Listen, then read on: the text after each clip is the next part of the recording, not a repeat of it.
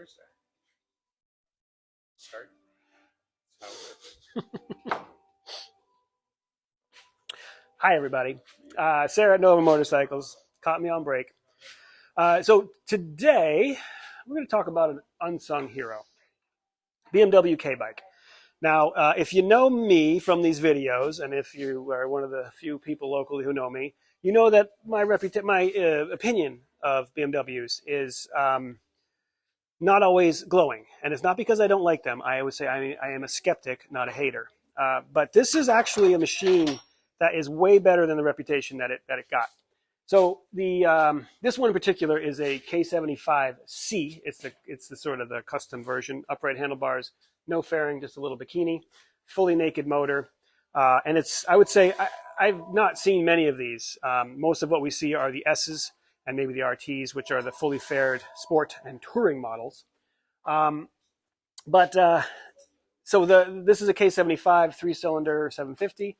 The bike came out as a K100, which is a 4-cylinder 1000cc bike in 1983, and it was an attempt to replace the airheads, the loved, venerable but aging airheads. Airheads were still at that point they had a 1000cc horizontally opposed twin, but still air cooled, still push rod operated. If you hear those two things a lot, push rod, air cooled, you start to think Harley Davidson. And that sort of makes people think of things that are out of date and maybe not quite worth the premium price tag that they had. So BMW needed to keep up with the Japanese, as did all the European manufacturers. And they needed to come out with something that was actually technologically advanced and actually could earn the premium price tag that a BMW would pull. So they came up with this, and they took a 4-cylinder engine, and you'll see they laid it flat. So this is actually the top of the engine, your intake here, your exhaust there, and the crankshaft, I'll come around this side, crankshaft sits over here. And so you're spinning the whole engine sideways, which is kind of cool, kind of weird.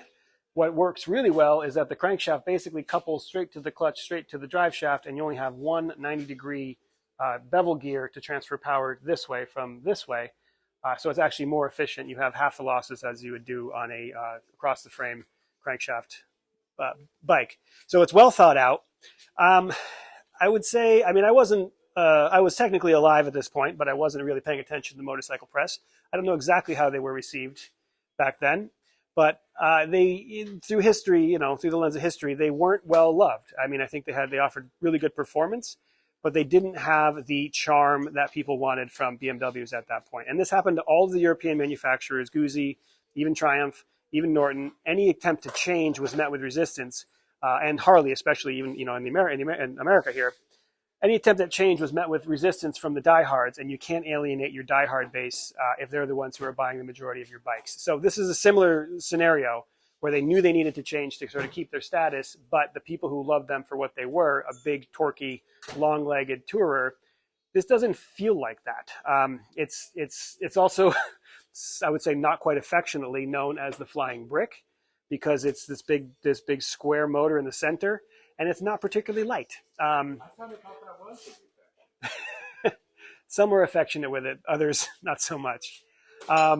A friend of the shop here who has several of these, his term for these bikes is that they are highly adequate, meaning they are reliable, they're smooth, they're fast, great brakes on them. You got Brembos, triple disc Brembos. Oh, this one has the drum in the back, but the S models have triple disc Brembos, ventilated discs for their time, top of the line stuff, great stuff, cast wheels, all works really well, but it's not sporty enough to really be a sport bike, and it's not characteristic enough. It doesn't have as much flavor as a nice, say, an 80s Guzzi Le Mans. I personally would choose a Le Mans over one of these in a heartbeat.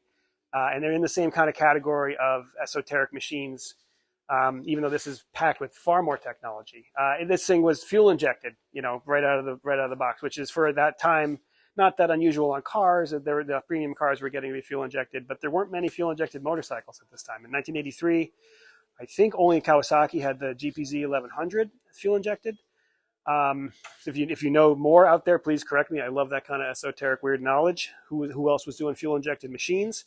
And the turbo people were doing fuel injected stuff. So Honda, probably, yeah.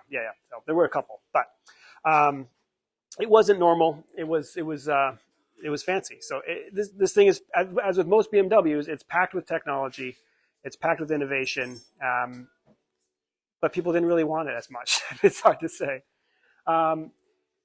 So it's the good news about these is you can pick them up for very affordable. They really don't carry the kind of value that even fairly ratty airheads will carry. I mean, I've seen very nice bikes, very nice K bikes, go for $2,000, $1,500. You know, the most expensive one I've seen maybe is $4,500. I mean, me personally, going to somebody I know. Whereas a good airhead, you can find them for that price, but a really nice airhead is going to be $6,000 and up for one that's in the same kind of condition. And it kind of defies logic, but it does make sense as far as what motorcyclists want. We tend to be kind of particular. We want what we like, and we don't want what we don't want. And even if something is really good and it's not what we want, we're not going to get it. So in the 80s, even though double overhead cams and liquid cooling, and multi-cylinders was the way to be going, it seemed, as the Japanese were showing, the market didn't agree that that's where BMW wanted to go. And so they actually, they what? Worked in their kidney grill. Oh, yeah. Traditional BMW styling. They ended up producing the Airhead. They kept producing the Airhead until 1995, and maybe even 96 on some models. I forget. I think 96 is when the oil heads first came out. But it just shows this was supposed to be a replacement bike in 1983 for multiple reasons, even emissions being one of them. And they ended up keeping the Airheads going for another 13 years because this just didn't quite do it. And that's the case in a lot of different designs over the time. The replacement never quite makes it. If you're into cars, you think about the Jaguar XJS was supposed to be a replacement for the E-Type, didn't quite add up. So it's all sorts of stuff like that the replacement just doesn't quite do it. So I think it's kind of interesting. If you ride one of these and you love it, please let us know, because I have 3 people close to the shop who have at least one of these bikes, if not 2 or 3. Absolutely. Yeah, Kent being one of them. Thumbs up. 2 thumbs up. Yeah, Kent's got a K75 S that he rides, rain or shine. And we have our buddy Tom, who you've seen on some of these videos, has 3 K bikes, a 75, a K100, and a K1100. And our buddy Jonathan has several of them as well. So they're wonderful, and they are, as they say, highly adequate. It will never not do what you want it to do, and it actually does it pretty well. It just won't do it necessarily all the way you want it to. All right. So I don't know. But yeah, please share your ideas, your opinions about these things, because they are loved. They are sometimes hated, and sometimes just like, meh, whatever.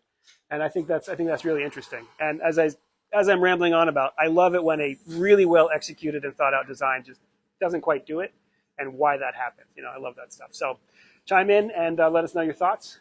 And as I say, I'm not a BMW hater. I love them. I'm just a skeptic of some of them. And actually, of all the BMW models, the K bikes I have the fewest complaints about, which is I don't know what that says, but they are really good machines. I'm a hot ticket for customizing.